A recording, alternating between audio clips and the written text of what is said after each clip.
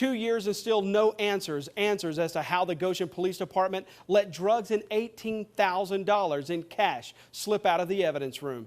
We have the AG's case file. In it are lie detector results from 2 Goshen cops. Test, both officers failed. Now, investigators inside the Hamilton County Sheriff's Office are reinvestigating, trying to figure out what happened.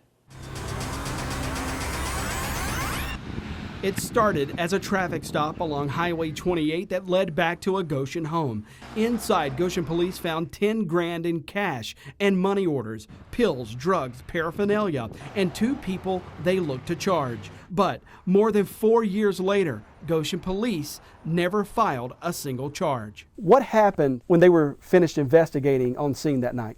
They let us go. No arrest? No arrest. Nobody got arrested. Ashley Miller's listed as a suspect in the case, but says she was not the target of the investigation.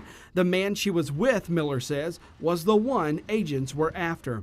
It's the largest money case of the 26 cases with missing cash from inside Goshen PD. Miller had no idea when we interviewed her that Goshen cops had never filed a charge. But you watched them bringing drugs out of this house. Right. And money. Yes.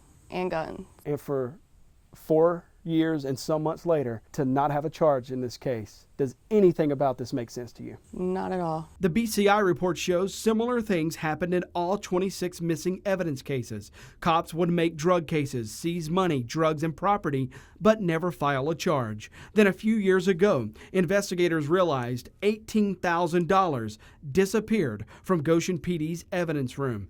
It's a mystery some of the state's best investigators haven't solved. It was inconclusive, not incomplete, but they just didn't arrive at any conclusion. BCI spent 11 months investigating. BCI records and sources close to the investigation tell us the state investigation focused on 3 cops with keys to the evidence room: Captain Bob Rose, Sergeant Don Hampton, and a female staffer. Rose and Hampton agreed to take BCI polygraphs. BCI could not track down the female staffer. We read Miranda rights. We only do criminal investigations. So I'll read those to you and then we'll jump in. BCI's files show both officers were asked a list of questions dealing specifically with the theft of drugs and money. The thefts involve 26 cases, all cases made by Sergeant Ron Robinson. Robinson declined an interview but told us he was not involved in any theft.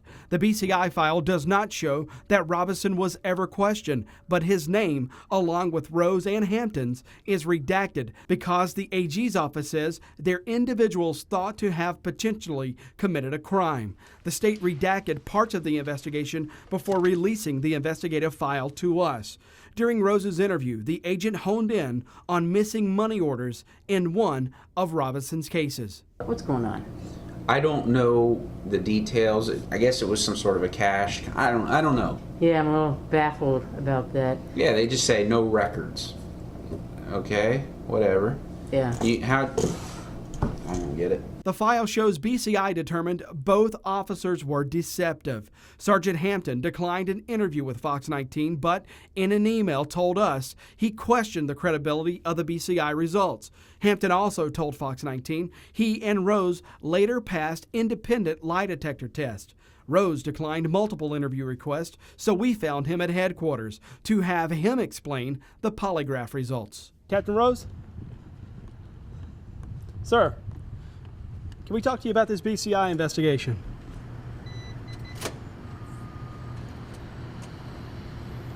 Our analysis of the BCI file shows 97 total suspects, and despite cops finding drugs and cash in each case, 2/3 of the people involved in those cases were never charged. Of the 37 people charged, 75% of those cases were dismissed. Are you aware of any prosecutions that have had to be dismissed, charges dropped, cases dismissed as a result of this instance?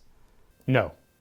State investigators still don't know what happened to the $18,000 and drugs and no one's been charged or accused of any crime in connection to this missing evidence. But there are still questions of officer credibility.